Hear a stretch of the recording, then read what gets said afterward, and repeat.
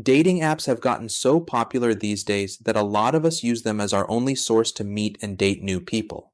And why wouldn't we? If the choice is between getting dressed, going to a loud club or bar, and forcing yourself to talk to strangers who might not even want to date, or sitting comfortably on your couch and swiping through thousands of hot singles in your area while half watching your favorite TV show in the background, then the choice is seemingly a no-brainer. Or maybe not. In this video, I will share the 4 reasons why you should break up with dating apps for good. And make sure to stick around because at the end I will give you the best strategy to actually find the loving and fulfilling relationship you're using those apps for in the first place.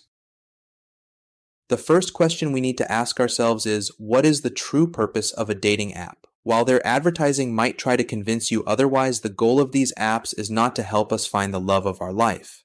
The goal of a for-profit dating app is simply to make more profit. If you downloaded a perfectly curated dating app that only showed you people you were highly compatible with and you quickly found someone you connected with, then you would delete the app, which would decrease their users and thus their revenue.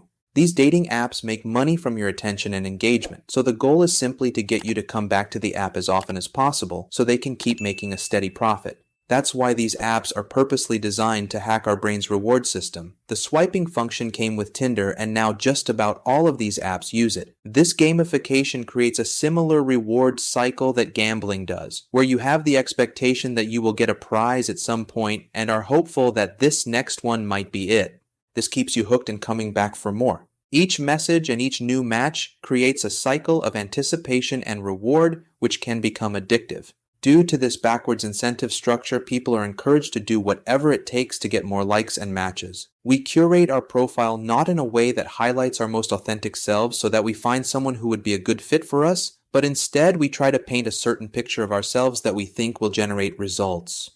We all fall for it. The quiet, nerdy girl who loves playing board games and reading Rilke will put a photo of herself in a bikini with a drink in hand to get more matches. The guy who hasn't taken a photo of himself in 5 years because he hasn't been prioritizing his health or working out consistently puts those outdated photos on there to give himself a chance. When we do finally meet up in person, we've created a persona of ourselves for the sake of the app and not for the person we want to meet. We don't call it lying, we simply feel like we're doing what's necessary to generate the results we want.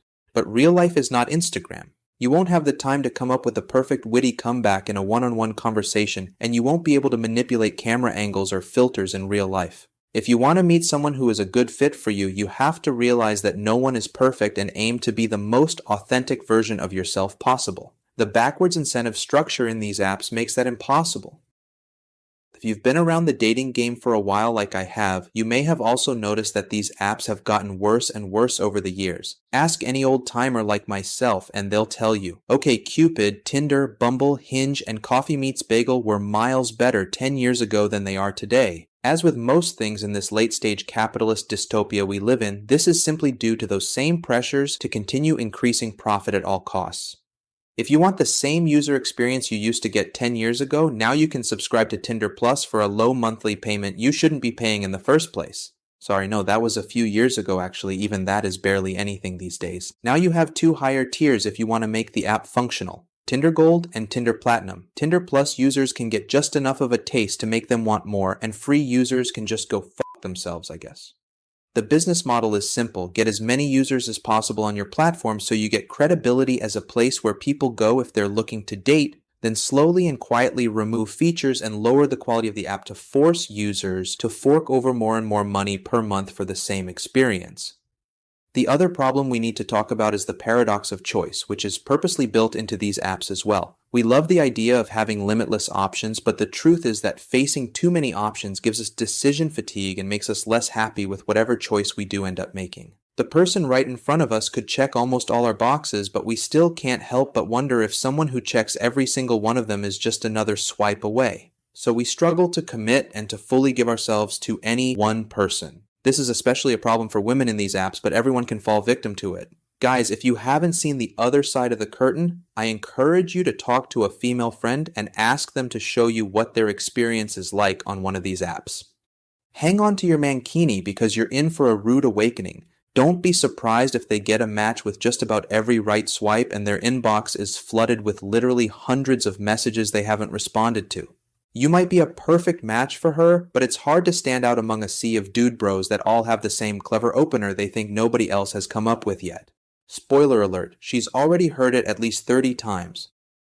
Okay, yes, so the apps suck, and we all know that. But how else are we supposed to meet people then? The solution that I've been using is surprisingly simple, but it's resulted in less boring first dates, deeper connections, dating better quality people, and me being a lot happier with my relationships overall.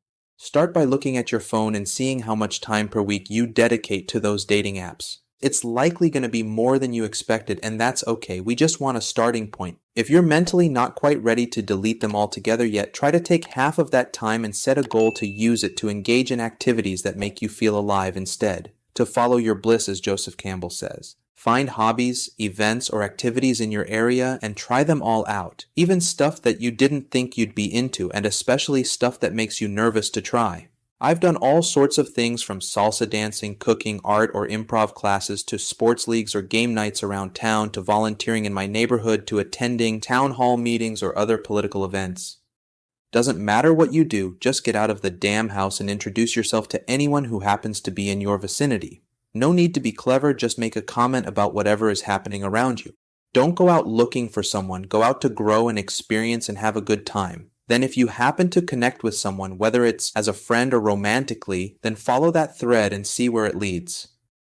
A person who would have swiped left on your profile might like your vibe in person, and they might connect with you on your values and passions, which last I heard is more important in building a fulfilling long-term relationship than how well you take photos.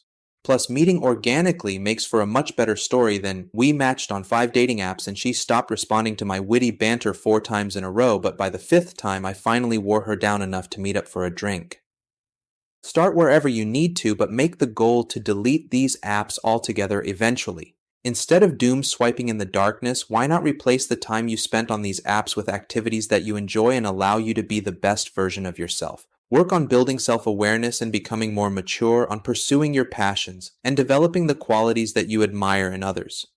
When you're authentically living your life and engaging in activities that resonate with you, you will naturally attract people who align with your values and interests into your life, finally giving you the opportunity to connect with someone who likes the real you. Thanks for watching. If you enjoyed this video, please like, share, and subscribe so you don't miss the next one. And make sure to check the description for more resources. Until next time, safe travels.